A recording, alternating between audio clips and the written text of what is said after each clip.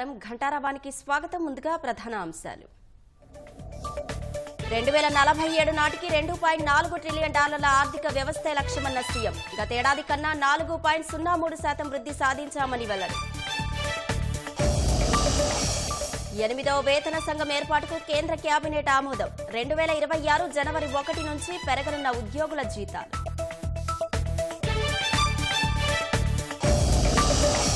అంతరిక్షంలో 2 ఉపగ్రహాల డాకింగ్ ప్రక్రియ విజయవంతం. ఘనత సాధించిన 4వ దేశంగా అవతరించిన భారత్.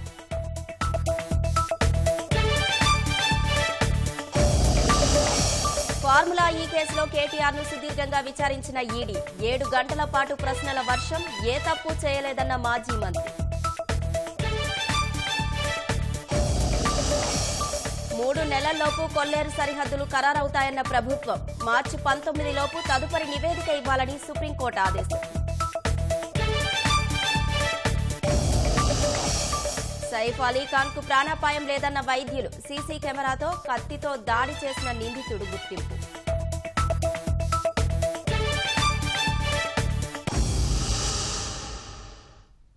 $2047 నాటికి రాష్ట్రాన్ని $2.4 ట్రిలియన్ ఆర్థిక వ్యవస్థగా మార్చడమే తమ ముందున్న లక్ష్యమని సీఎం చంద్రబాబు స్పష్టం చేశారు. ఈసారి వృద్ధి రేటు 4% అదనంగా సాధించామన్నారు. ప్రజల ఆదాయం పెరిగితే జీవన ప్రమాణాలు మెరుగవుతాయన్న ఆయన P4 గేమ్ చేంజర్ అవుతుందని విశ్వాసం వ్యక్తం చేశారు.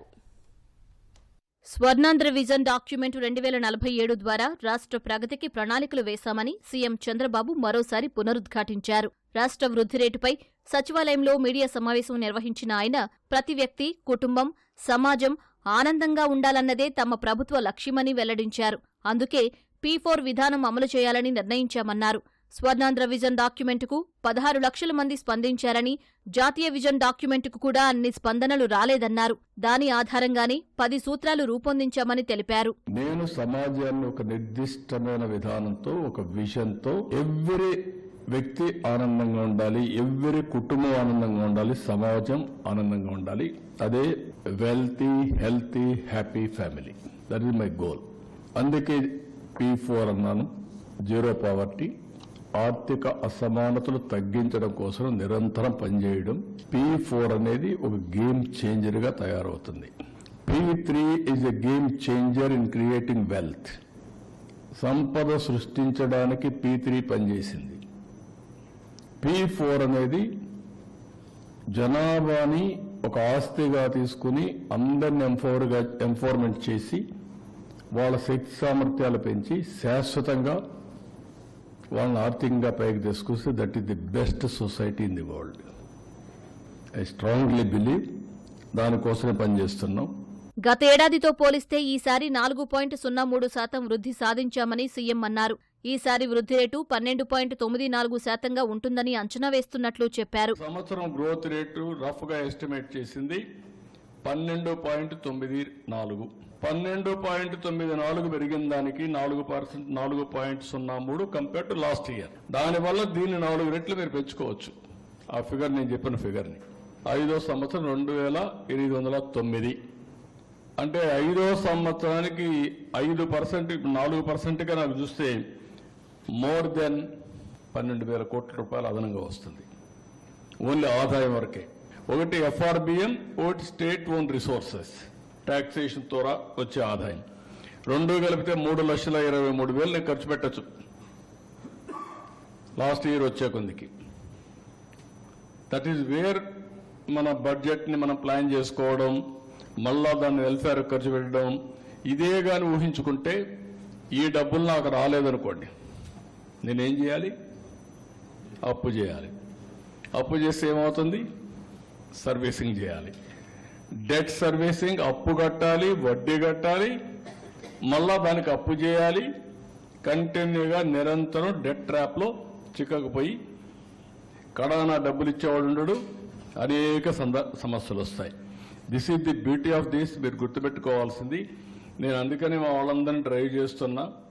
గత ప్రభుత్వ పాలనలో వ్యవస్థలన్నీ నాశనమయ్యాయన్న సీఎం పాలనను గాడిలో పెడుతున్నట్లు చెప్పారు. గతంలో పోలవరాన్ని గోదావరిలో కలిపారని ఆగ్రహం వ్యక్తం చేశారు. మౌలిక సౌకర్యాల కల్పనకు పెద్దపీట వేసి ఆదాయం పెంచుతున్నామన్నారు. గతంలో తాను తెచ్చిన సంస్కరణలు దీన్ని నిరూపించాయని వివరించారు. ముఠా కక్షలు, రౌడీయిజం అణచివేసిన చరిత్ర తెలుగుదేశం ప్రభుత్వానికి ఉందని ముఖ్యమంత్రి చంద్రబాబు గుర్తు చేశారు. అదే రీతిలో సోషల్ మీడియాలో విర్రవీగిన వారిని నియంత్రించామన్నారు. గంజాయి, డ్రగ్స్ ను అరికడుతున్నామని స్పష్టం చేశారు. తప్పు చేసిన వారిని మాత్రం వదిలేది లేదని హెచ్చరించారు. తప్పు చేసిన వారిని చట్ట ప్రకారం శిక్షించే విషయంలో సాక్ష్యాలు సేకరణ కొంత ఆలస్యం కావచ్చని చేసిన తప్పు నుంచి మాత్రం వారు తప్పించుకోలేరన్నారు. ఒకప్పుడు జనాభా భారం, ఇప్పుడు జనాభా ఆస్తి. అవుట్ టు మేక్ ఇట్ తీసుకొస్తాం. అప్పుడు తీసుకొచ్చాం కదా, మళ్ళా తీసుకొస్తాను. ఆ రోజు ఆ చట్టం రిలవెంట్, ఇప్పుడు ఈ చట్టం రిలవెంట్. పిల్లలు లేకపోతే పోటీ లేదు. మీరు పిల్లల కన్నాక ఏమన్నా బయట పోయినా పర్వాలేదు, మీరు ఎలిజిబుల్. సమాజానికి వదిలిపెట్టాలి మీరు. సార్, ఈ పిల్లలు లేని దానికి అంటే ఎలక్షన్లో పోటీ విషయంలో కట్ ఆఫ్ డేట్ ఏదైనా పెడతారా సార్? ఇప్పటి నుంచే ప్రాస్పెక్టివ్ పెట్టాలి, రెట్రాస్పెక్టివ్ కాదు. ఇప్పటి నుంచి పెట్టాలి. అది మళ్ళీ టెక్నికల్గా ఇబ్బంది లేకుండా కూడా. అదే చూద్దాం, వర్కౌట్ చేద్దాం. మారిటోరియం అడిగేదానికంటే కూడా ఇప్పుడు రీషెడ్యూల్కి వెళ్తున్నాం. ఆల్ లోన్స్ అన్ని రీఫైనాన్సింగ్ చేస్తున్నాం. ముందుగా సార్, రీఫైనాన్సింగ్ చేసుకుంటే నాకు కొంత ఇంట్రెస్ట్ తగ్గుతుంది, కొంత ఫ్లెక్సిబిలిటీ వస్తుంది. అభివృద్ధి అనే విషయంలో మోటివ్తో వెళ్తున్నారు. బట్ రాజకీయ పరిపాలన కూడా చాలా అవసరం కదా రాష్ట్రానికి. అట్ ది సేమ్ టైం మీకు రాజకీయం, development is a politics. Development politics is a reality. Political governance is a reality. I'm a politician. నేను ఒక మ్యాండేట్ ఇచ్చాను, ఎలక్షన్ మేనిఫెస్టో చెప్పాను, ప్రజలు నన్ను నమ్మారు. నా మేనిఫెస్టో ఎవరు తీసుకెళ్లారు? మా కార్యకర్తలు తీసుకెళ్లారు, నాట్ బ్యూరోక్రసీ. కార్యకర్తలు ఇంటింటికి వెళ్ళి మా పార్టీ వస్తే మీకు ఈ పనులు అవుతాయి, సూపర్ 6 వస్తుంది, మీకు ఈ పనులు అవుతాయి, మీ ఊరికి రోడ్డు వస్తుంది, మీ ఊరికి ఇంకోటి వస్తుంది, మీ పిల్లలకు ఉద్యోగాలు వస్తాయని చెప్పారు. వాళ్ళు నమ్మారు. ఎవరిని నమ్మారు? పార్టీ వాళ్ళు నమ్మారు. ఆ నమ్మి మాకు ఓటేశారు. తిరిగి ఈరోజు మేము పనులు చేస్తున్నాం. పొలిటికల్ విక్టిమైజేషన్కి వెళ్ళం, కానీ పొలిటికల్ గవర్నెన్స్ కట్టుబడి ఉంటాం. రెండోది, తప్పులు చేసిన వాళ్ళని వదిలిపెట్టాం. No victimisation. తప్పులు చేస్తే మాత్రం వదిలిపెట్టాం. I'm very clear. మొన్న చూశారు మీరు, సోషల్ మీడియాలో విచ్చలవిడిగా విర్రవిగిపోయారు. కంట్రోల్ చేశాం. గంజాయి, డ్రగ్స్ వీఆర్ కంట్రోల్ చేస్తాం. Liquor will control.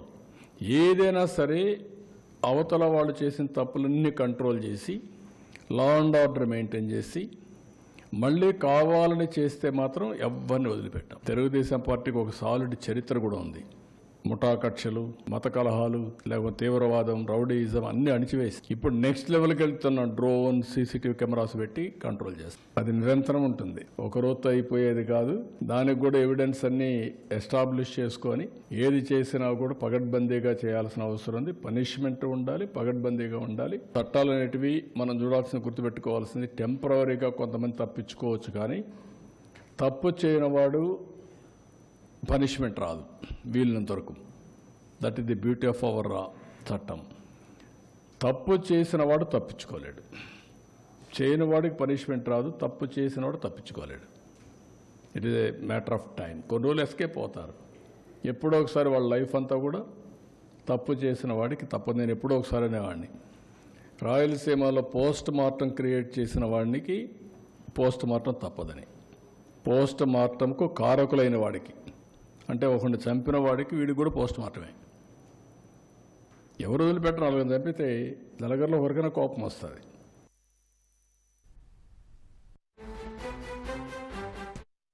Steel plant పరిరక్షణకు కేంద్రం సిద్ధమైంది. 11,500 కోట్ల ప్యాకేజీ ఇవ్వనున్నట్లు కేంద్ర వర్గాలు వెల్లడించాయి. మరింత సమాచారం మా ప్రతినిధి అరుణ్ అడిగి తెలుసుకుందాం. అరుణ్, విశాఖ స్టీల్ ప్లాంట్ పరిరక్షణకు కేంద్రం తీసుకుంటున్న చర్యలేంటి? విశాఖ స్టీల్ ప్లాంట్ ని పరిరక్షించాలని, విశాఖ స్టీల్ ప్లాంట్ ని ప్రైవేటీకరణ చేయొద్దు అంటూ గత కొంతకాలంగా రాష్ట్రంలో ఆందోళన జరుగుతా ఉంది. ముఖ్యంగా విశాఖపట్నంలో కేంద్రంగా నిర్వహిస్తున్నటువంటి విశాఖ స్టీల్ ప్లాంట్ ఆంధ్రప్రదేశ్ సంబంధించినటువంటి వ్యవహారం చూస్తే ఒక సెంటిమెంట్ గా డెవలప్ అయింది. సెంటిమెంట్ ఆధారంగానే ఈ స్టీల్ ప్లాంట్ ఇక్కడ ఏర్పాటు చేయడం జరిగింది అనేది కేంద్ర ప్రభుత్వానికి అనేక సందర్భాల్లో వివరించడం జరిగింది. గత ఎన్నికల్లో 2024 ఎన్నికల సందర్భంలో కూడా దీనికి సంబంధించి స్టీల్ ప్లాంట్ ప్రైవేటీకరణ జరగదు అంటూ అటు తెలుగుదేశం పార్టీ, ఇటు బీజేపీకి సంబంధించినటువంటి నేతలు ప్రకటించారు. ఎన్నికల తర్వాత బాధ్యతలు చేపట్టినటువంటి వెంటనే కుమారస్వామి విశాఖపట్నంలో పర్యటించి, ముఖ్యంగా స్టీల్ ప్లాంట్ లో పర్యటించి అక్కడ ఉన్నటువంటి అధికారులతో అందరితో చర్చలు జరిపిన తర్వాత ఆ రోజే అక్కడ స్టీల్ ప్లాంట్ ప్రైవేటీకరణ అనేది జరగదు, తాను అందుకు హామీ ఇస్తున్నట్లుగా ప్రకటించారు. ఆ తర్వాత విశాఖ ఉక్కు పరిరక్షణ, దానికి సంబంధించినటువంటి విధి విధానాలు ఏ విధంగా చేయాలి, విశాఖ ఉక్కులో ఉన్నటువంటి సమస్యలు ఏంటి, ఏ విధంగా ముందుకు తీసుకువెళ్ళాలి, దానికి కేంద్ర ప్రభుత్వం నుంచి ఇవ్వాల్సినటువంటి చేయూత, స్టీల్ అథారిటీ ఆఫ్ ఇండియా చేపట్టాల్సినటువంటి చర్యలు, ఇలాంటి అనేక అంశాలపైన తర్జన భర్జన చర్చోపచర్చలు జరిపిన తర్వాత ఈ రోజు జరిగినటువంటి కేంద్ర cabinet committee on economic affairs అంటే ఆర్థిక వ్యవహారాల కేబినెట్ కమిటీలో కీలకమైనటువంటి నిర్ణయం తీసుకున్నారు. దాన్ని కేబినెట్ ముందుకు తీసుకొచ్చిన తర్వాత కేబినెట్ కూడా అందుకు ఆమోదం తెలిపినట్టుగా కేంద్ర ప్రభుత్వ వర్గాలు వెల్లడించాయి. సుమారు 11,500 కోట్ల రూపాయల ప్యాకేజీని స్టీల్ ప్లాంట్ కు, విశాఖ స్టీల్ ప్లాంట్ కు ఇవ్వాలని చెప్పి నిర్ణయించినట్లుగా తెలిసింది. అయితే ఇది ఏ రూపంలో, బాండ్ల రూపంలో ఇస్తారా, లేదు నగదు రూపంలో కేంద్ర ప్రభుత్వమే నేరుగా కేంద్ర ఆర్థిక మంత్రిత్వ శాఖ లేదా ఉక్కు శాఖ నుంచి స్టీల్ ప్లాంట్ కు బదిలా ఇస్తారా అనేటువంటి విషయాలన్నిటిపైన స్పష్టత రావాల్సి ఉంది. దీంతో పాటుగా స్టీల్ ప్లాంట్ పరిరక్షణకు సంబంధించినటువంటి విషయంలో ఎలాంటి తదుపరి కార్యాచరణ ఉండబోతుందనేటువంటి విషయాలన్నీ కేంద్ర ప్రభుత్వమే అధికారికంగా ప్రకటించాల్సి ఉంది. ఈ రోజు కేబినెట్ లో తీసుకున్నటువంటి నిర్ణయాన్ని విశాఖ ఉక్కు పరిరక్షణకు సంబంధించినటువంటి వ్యవహారంలో జరుగుతున్నటువంటి డెవలప్మెంట్స్ అన్నిటినీ కేంద్ర ఉక్కు శాఖ మంత్రి కుమారస్వామి నేరుగా వెల్లడించబోతున్నారు. అయితే ఇది 1-2 రోజుల్లో కేంద్ర ఉక్కు శాఖ మంత్రి మీడియా సమావేశం పెట్టి దాంట్లోనే అన్ని వివరాలను వెల్లడించనున్నట్లుగా కేంద్ర ప్రభుత్వ వర్గాలు వెల్లడించాయి. అయితే అప్పటి వరకు కేంద్ర ప్రభుత్వం ఈ రోజు జరిగినటువంటి కేబినెట్ వ్యవహారాల ఆర్థిక కమిటీలో అన్ని అంశాలను పరిశీలించిన తర్వాత కేంద్ర ప్రభుత్వం విశాఖ ఉక్కు పరిరక్షణకు సిద్ధమైందని, అందుకు అనుగుణంగానే ప్యాకేజీ ఇవ్వాలని చెప్పి నిర్ణయించినట్లుగా, ఈ ప్యాకేజీకి సంబంధించినటువంటి విధి విధానాలన్నింటినీ త్వరలోనే వెల్లడించనున్నట్లుగా కేంద్ర ప్రభుత్వ వర్గాలు వివరిస్తున్నాయి. అశ్విని, ధన్యవాదాలు అరుణ్. కేంద్ర ప్రభుత్వ ఉద్యోగులు పింఛనర్ల కోసం 8వ వేతన సంఘం ఏర్పాటుకు కేంద్ర మంత్రివర్గం ఆమోదం తెలిపింది. ప్రధాని నరేంద్ర మోదీ అధ్యక్షతన జరిగిన మంత్రివర్గ సమావేశంలో కీలక నిర్ణయాలు తీసుకున్నట్లు భేటీ తర్వాత కేంద్ర సమాచార ప్రసార శాఖ మంత్రి అశ్విని వైష్ణవ్ వెల్లడించారు. అటు శ్రీహరికోటలోని సతీష్ ధవన్ స్పేస్ సెంటర్లో 3వ లాంచ్ ప్యాడ్ నిర్మాణానికి కేబినెట్ ఆమోదం తెలిపినట్లు కేంద్ర మంత్రి వెల్లడించారు. కేంద్ర ప్రభుత్వ ఉద్యోగులు పింఛనర్లకు కేంద్ర ప్రభుత్వం శుభవార్త చెప్పింది. 8వ వేతన సంఘం ఏర్పాటుకు కేంద్ర కేబినెట్ ఆమోదం తెలిపింది. ప్రధాని నరేంద్ర మోదీ అధ్యక్షతన జరిగిన మంత్రివర్గ సమావేశంలో ఈ నిర్ణయం తీసుకున్నట్లు భేటీ తర్వాత కేంద్ర సమాచార ప్రసార శాఖ మంత్రి అశ్విని వైష్ణవ్ వెల్లడించారు. త్వరలోనే కొత్త కమిషన్ చైర్మన్ 2 సభ్యులను నియమించనున్నట్లు తెలిపారు. వేతన సంఘం సిఫార్సుల మేరకు వేతనాలు పెరిగి 2026 జనవరి 1 నుంచి కొత్త వేతనాలు అమల్లోకి రానున్నాయి. 2016లో ఏర్పాటైన 7వ వేతన సంఘం పదవీకాలం 2026తో ముగుస్తుందని తెలిపారు. అంతకంటే ముందే 2025లోనే కొత్త వేతన సంఘాన్ని ఏర్పాటు చేస్తామని చెప్పారు.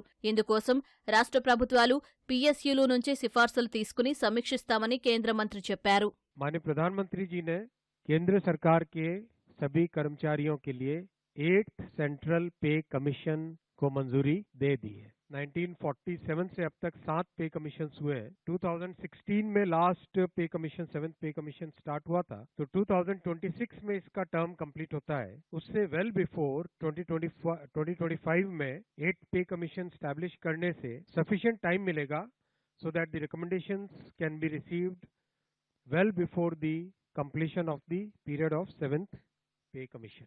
అటు శ్రీహరికోటలోని సతీష్ ధవన్ స్పేస్ సెంటర్ షార్లో 3వ లాంచ్ ప్యాడ్ నిర్మాణానికి కేంద్ర కేబినెట్ ఆమోదం తెలిపినట్లు కేంద్ర మంత్రి వెల్లడించారు. 3,985 కోట్ల రూపాయల వ్యయంతో 3వ లాంచ్ ప్యాడ్ను నిర్మించనున్నట్లు చెప్పారు.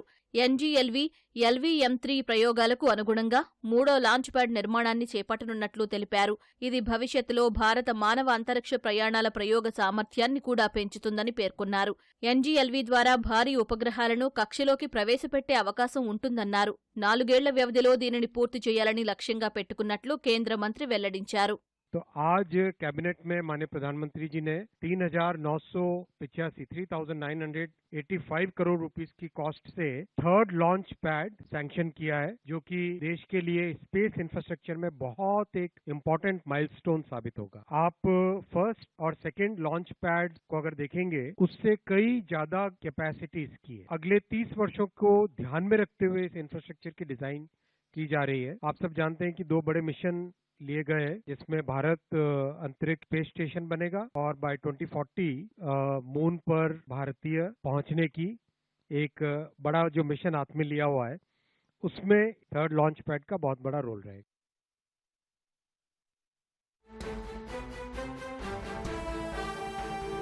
ఇసుక టెండర్ల ప్రక్రియలో బీటెక్ రవి అనుచరులు హల్చల్ చేశారు. దీనికి సంబంధించిన మరింత సమాచారం మా ప్రతినిధి మురళిని అడిగి తెలుసుకుందాం. మురళి, దీనికి సంబంధించి మీ వద్ద ఉన్న సమాచారం చెప్పండి. అశ్విని, వైఎస్ఆర్ జిల్లాలో 3 ఇసుక టెండర్లకు సంబంధించి ఇవాళ టెండర్ల ప్రక్రియ కడప కలెక్టరేట్ లోని మైనింగ్ డీడీ కార్యాలయంలో జరిగింది. అయితే ఈ టెండర్లు దక్కించుకోవడానికి పులివెందులకు చెందిన టీడీపీ నేత బీటెక్ రవి అనుచరులు పెద్ద ఎత్తున టెండర్ కార్యాలయానికి చేరుకున్నారు. అయితే ఆ ప్రాంతంలో ఇతర అదే కూటమి నేతలే జనసేన, టీడీపీకి చెందినటువంటి కడప, సిద్ధవట వంటి ప్రాంతాలకు చెందినటువంటి నేతలు కూడా టెండర్లు వేయడానికి వచ్చారు. అయితే వారిని ఎవరిని కూడా టెండర్లు వేయకుండా బీటెక్ రవి అనుచరులు అడ్డుకునే ప్రయత్నం చేశారు. ఆ కార్యాలయానికి సాయంత్రం 4 గంటల నుంచి వాళ్ళ కార్యాలయంలో ఎవరిని కూడా లోపలికి రానియకుండా అడ్డుకున్నారు. మీడియా ప్రతినిధులను సైతం ఆ ప్రాంతానికి రాకుండా అడ్డుకునేటువంటి ప్రయత్నం చేశారు. ఇంత జరుగుతున్న పోలీసులు అక్కడ కనీసం కేవలం 2 కానిస్టేబుల్ మాత్రమే పెట్టడంతో కడప కలెక్టరేట్ కార్యాలయంలోనే ఇంత పెద్ద ఎత్తున గొడవ జరుగుతున్నా ఎవరు పట్టించుకోవడం లేదని విమర్శలు వ్యక్తమవుతున్నాయి. కూటమి నేతల్ని ఒకరిపైన ఒకరు మనస్పర్ధల కారణంగా ఈ టెండర్ల ప్రక్రియను, ఇసుక టెండర్లు చక్రాయిపేట మండలంలో 2, అదేవిధంగా సిద్ధవటం మండలంలో మరో ఇసుక టెండర్ను దక్కించుకోవడానికి ఇవాళ టెండర్లు పిలిచారు. అయితే ఆ 3 టెండర్లను తామే దక్కించుకోవాలని బీటెక్ రవి అనుచరులు టెండర్లు దాఖలు చేశారు. ఆ సమయంలో కడపకు చెందిన 2-3 టీడీపీ నేతలు, అదేవిధంగా సిద్ధవటం ప్రాంతానికి చెందిన జనసేన నాయకులు కూడా టెండర్లు వేయడానికి వచ్చారు. వాళ్ళందరినీ కూడా లోపలికి రానివ్వకుండా తలుపులు వేసినటువంటి పరిస్థితి. చివరికి పెద్ద ఎత్తున మీడియా ప్రతినిధులు అక్కడికి చేరుకోవడం, వాటిని చిత్రీకరిస్తున్న సమయంలో కూడా కెమెరాలు లాక్కునేటువంటి ప్రయత్నం కూడా చేశారు. చివరికి 1 టౌన్ సీఏ రామకృష్ణ అక్కడికి చేరుకోవడంతో పోలీసు బలగాలు కూడా పెద్ద ఎత్తున అక్కడ చేరుకున్నాయి. కలెక్టరేట్ ఛాంబర్స్ పక్కనే ఈ మైనింగ్ డీడీ కార్యాలయం ఉన్నప్పటికీ, ఆ పక్కనే డిపిఆర్ఓ కార్యాలయం ఉన్నప్పటికీ ఎవరిని కూడా లెక్క చేయకుండా బీటెక్ రవి అనుచరులు పెద్ద ఎత్తున హంగామా సృష్టించారు. కూటమి ప్రభుత్వంలోనే ఒక కూటమి నేతలే ఈ విధంగా ఇసుక టెండర్ల కోసం ఈ విధంగా బాహబాహికి దిగడం పైన ఆశ్చర్యం వ్యక్తమవుతుంది. పోలీసులు వచ్చినప్పటికీ పోలీసుల సమక్షంలోనే వాళ్ళ గొడవ కూడా దిగారు. చివరికి పెద్ద ఎత్తున పోలీసు బలగాలను మోహరించిన సమయంలో సాయంత్రం 5:30 గంటల వరకు సమయం ఉన్న నేపథ్యంలో అందరినీ కూడా టెండర్లు వేయడానికి పోలీసులు బలవంతంగా అంగీకరించడంతోనే ఆ మిగిలిన వచ్చినటువంటి టీడీపీ నేతలు, జనసేన నాయకులు కూడా టెండర్లు వేయాల్సిన పరిస్థితి అయితే ఏర్పడింది. రేపు ఈ టెండర్లను ఓపెన్ చేసే కార్యక్రమం కలెక్టర్ సమక్షంలో జరిగేటువంటి అవకాశం ఉంది. అయితే మొత్తం మీద చూసుకున్నట్లయితే కూటమి మీదనే ఈ టెండర్లు దక్కించుకోవడానికి పెద్ద ఎత్తున గొడవ పడడం విస్మయం వ్యక్తమవుతోంది. అశ్విని, ధన్యవాదాలు మురళి. భారత అంతరిక్ష పరిశోధన సంస్థ ఇస్రో మరో ఘనత సాధించింది. అంతరిక్షంలో 2 ఉపగ్రహాల డాకింగ్ ప్రక్రియను విజయవంతం చేసింది. ఈ విషయాన్ని ఇస్రో ఎక్స్లో ప్రకటించింది. ఈ విజయంతో డాకింగ్ సాంకేతికతను అభివృద్ధి చేసిన 4వ దేశంగా భారత్ నిలిచింది. ఇస్రో సాధించిన ఘనతపై ప్రధాని మోదీ హర్షం వ్యక్తం చేశారు. భారత అంతరిక్ష పరిశోధన సంస్థ ఇస్రో మరో చరిత్ర సృష్టించింది. ఇటీవల అంతరిక్షంలోకి పంపించిన 2 ఉపగ్రహాలను ఎట్టకేలకు విజయవంతంగా అనుసంధానించింది. స్పేడెక్స్ డాకింగ్ ప్రక్రియ విజయవంతంగా పూర్తి చేసినట్లు ఇస్రో సామాజిక మాధ్యమం ఎక్స్ వేదికగా ప్రకటించింది. డాకింగ్ చరిత్రలో భారత్ తన పేరును లిఖించినట్లు వెల్లడించింది. ఈ ప్రక్రియను చూసి గర్విస్తున్నట్లు ఇస్రో పేర్కొంది. అన్డాకింగ్ ప్రక్రియ, ఇంధన బదిలీ వంటి ప్రయోగాలను రాబోవు రోజుల్లో చేయనున్నట్లు తెలిపింది. ఈ విజయంతో డాకింగ్ సాంకేతికతను అభివృద్ధి చేసిన 4వ దేశంగా భారత్ రికార్డు సాధించింది. గత డిసెంబర్ 30న శ్రీహరికోటలోని సతీష్ ధవన్ స్పేస్ సెంటర్ షార్ నుంచి పిఎస్ఎల్వి C-60 ద్వారా జంట ఉపగ్రహాలు స్పేడెక్స్ 1A, స్పేడెక్స్ 1Bలను ఇస్రో నింగిలోకి పంపింది. 475 కిలోమీటర్ల వృత్తాకార కక్షలోకి వీటిని ప్రవేశపెట్టింది. తర్వాత వాటి మధ్య దూరాన్ని క్రమంగా తగ్గిస్తూ వచ్చింది. సాంకేతిక కారణాల వల్ల డాకింగ్ ప్రక్రియను 3 సార్లు వాయిదా వేసింది. ఈ నెల 12న కూడా 2 ఉపగ్రహాలు 3 మీటర్ల దగ్గరకు వచ్చి మళ్లీ వెనక్కు వెళ్లాయి. ఎట్టకేలకు గురువారం స్పేడెక్స్ ఉపగ్రహాల అనుసంధానాన్ని ఇస్రో చేపట్టింది. ఈ క్రమంలోనే 2 ఉపగ్రహాల మధ్య దూరాన్ని 15 మీటర్ల నుంచి 3 మీటర్లకు తగ్గించింది. అక్కడ ఉపగ్రహాలను ఆపి అనుసంధాన ప్రక్రియను చేపట్టింది. 2 ఉపగ్రహాలు ఖచ్చితంగా డాకింగ్ కావడంతో ప్రక్రియ విజయవంతమైనట్లు ఇస్రో ఎక్స్లో ప్రకటించింది. భారత్ సొంత అంతరిక్ష కేంద్రాన్ని నిర్మించాలని నిర్ణయించింది. అయితే అందుకు అనేక పరికరాలను నింగిలోకి దపదపాలుగా తరలించాల్సి ఉంటుంది. పరికరాలను తరలించే వ్యోమనౌకలు అంతరిక్ష కేంద్రంతో అనుసంధానం కావాలి. అప్పుడే పరికరాలను అనుకున్న చోటుకు చేర్చడం సాధ్యపడుతుంది. ఈ ప్రక్రియ చాలా క్లిష్టమైనది. వ్యోమనౌక వేగం తగ్గిస్తూ సరిగ్గా డాకింగ్ ప్రక్రియను నిర్ణీత ప్రదేశంలోనే చేయాల్సి ఉంటుంది. ఆ సాంకేతికతను అభివృద్ధి చేసే క్రమంలోనే స్పేడెక్స్ ప్రయోగాన్ని భారత్ చేపట్టింది. 2 ఉపగ్రహాలను విజయవంతంగా అనుసంధానించి అగ్రదేశాలకు తామేమీ తక్కువ కాదని భారత్ మరోసారి చాటింది. ఇప్పటివరకు చైనా, రష్యా, అమెరికాకు మాత్రమే ఈ టెక్నాలజీ ఉంది. తాజా ప్రయోగంతో భారత్ కూడా వాటి సరసన చేరింది. స్పేడెక్స్ అనుసంధాన ప్రక్రియ విజయవంతం కావడంపై ప్రధాని నరేంద్ర మోదీ హర్షం వ్యక్తం చేశారు. అంతరిక్షంలో 2 ఉపగ్రహాలను విజయవంతంగా అనుసంధానం చేసిన ఇస్రో శాస్త్రవేత్తలు, సాంకేతిక బృందానికి అభినందనలు తెలిపారు. రాబోయే సంవత్సరాల్లో మన దేశ ప్రతిష్టాత్మక అంతరిక్ష ప్రయోగాలకు ఇదో కీలక మెట్టుగా నిలిచిందని ఎక్స్లో పోస్ట్ చేశారు.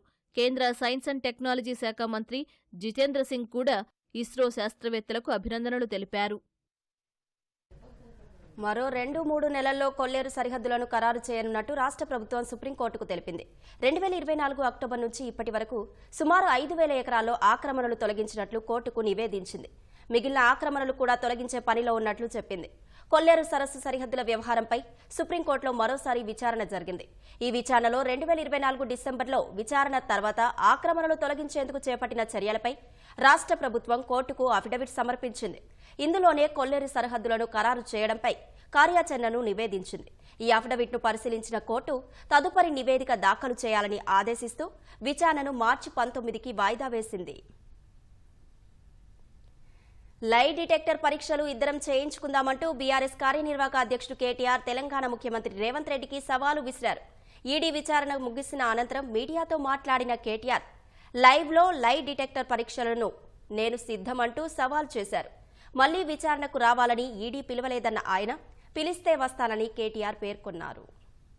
రేవంత్ రెడ్డి గారికి నేను ఒక ఆఫర్ ఇస్తా ఉన్నా. రేవంత్ రెడ్డి గారు, నీకు నిజాయితీ ఉంటే, నీకు ధైర్యం ఉంటే ఒక పని చేద్దాం. నేను తయారుగా ఉన్నా. నువ్వు ముందుకు రా, జడ్జి గారి ముందు కూర్చుందాం. న్యాయమూర్తి గారైనా లేదా మీకు ఇష్టమైన న్యాయమూర్తి ఎవరి ముందైనా కూర్చుందాం. మీ మీద ఏసీబీ కేసు ఉంది, నా మీద ఏసీబీ కేసు ఉంది. నీ మీద ఈడీ ఛార్జ్ షీట్ చేసింది, నా మీద ఈడీ విచారణ జరుగుతున్నది. మీరు మొత్తం ఈ టీవీలు అన్నీ ఉన్నాయి కదా, మొత్తం మీడియా ఉంది కదా, లైవ్ టీవీ పెట్టండి. నేను రేవంత్ రెడ్డి గారు ఇద్దరం కూర్చుంటాం న్యాయమూర్తి ముంగట. మీరు ఏ ప్రశ్న అడగండి కేసుకు సంబంధించి కేసు. ఇద్దరికి లై డిటెక్టర్ పరీక్ష పెట్టండి. ఇద్దరికి కూడా లై డిటెక్టర్ పరీక్ష మొత్తం రాష్ట్ర ప్రజలందరూ చూస్తుండగా ఒక 50 లక్షలు అనవసరంగా ప్రజాధనం దుర్వినియోగం అయ్యే విధంగా ఇంతమంది ఉన్న